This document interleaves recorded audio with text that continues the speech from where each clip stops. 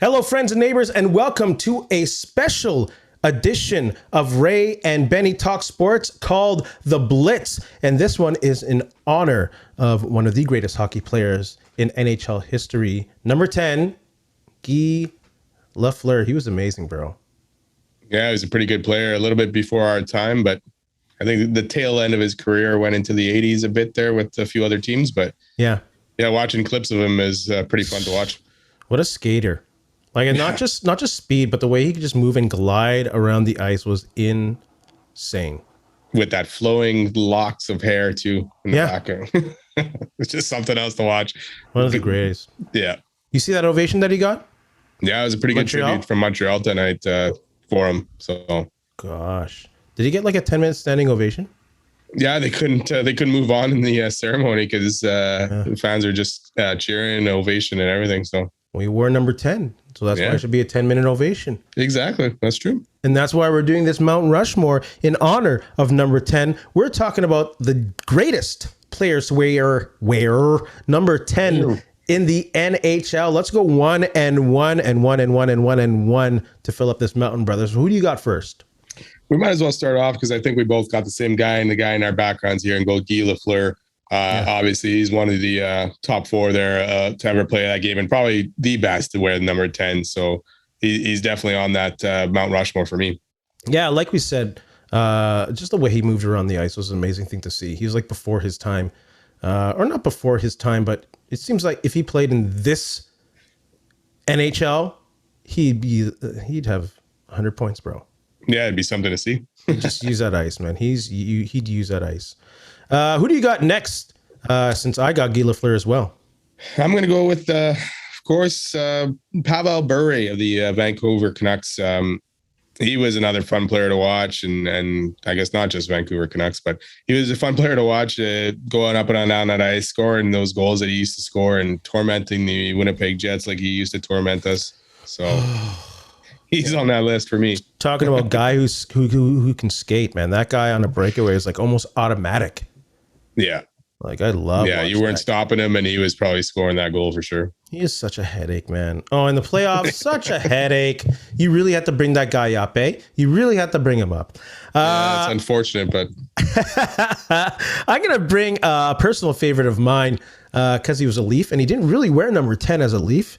He wore number 10 as a member of the Lightning on Carolina, and where else did he wear number 10? On Calgary.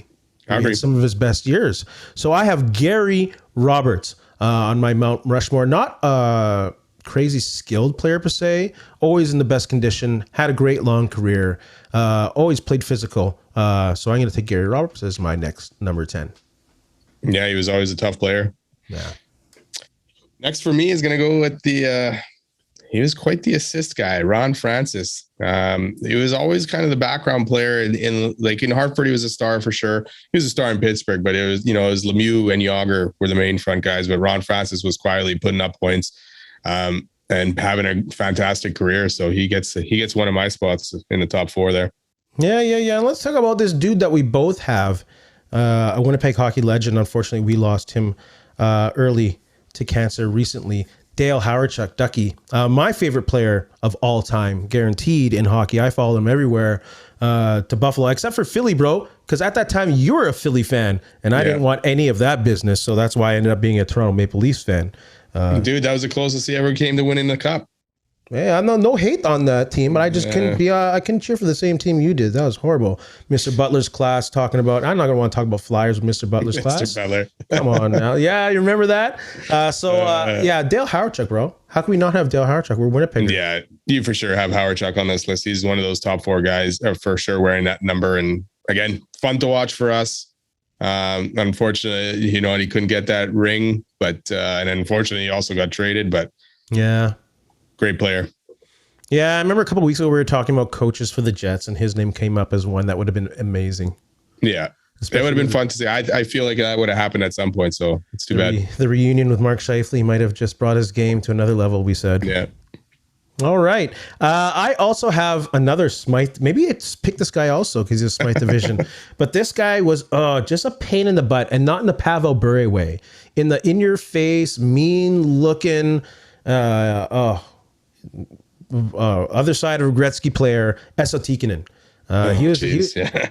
Well, yeah, I got to give props to Esa Tikkanen, man. He's also kind of like a Gary Roberts player, a little more skilled than Gary Roberts, but still able to get physical when you can. A player that you always want on your team, but you hated to play. So we pretty much picked all guys that used to torment the Jets at some point, right? Except Howard Chuck. Except Francis, yeah. Howard Chuck. And Guy Lafleur. I'm sure Ron Francis did, bro. He probably did, but not as much as those other guys would have. No, probably not. Probably not. Maybe on those Pittsburgh teams. Yeah, I'm sure they dominated us quite a bit, or even in Hartford, but yeah. Friends and neighbors, don't forget to smash that subscribe button, leave a like, leave a comment, tell us who you think is on your Mount Rushmores of players who wore number 10. Guy Lafleur, much respect, rest in peace. Benny, you got anything to say to the people? Not too much. Have a good one. That was the Blitz.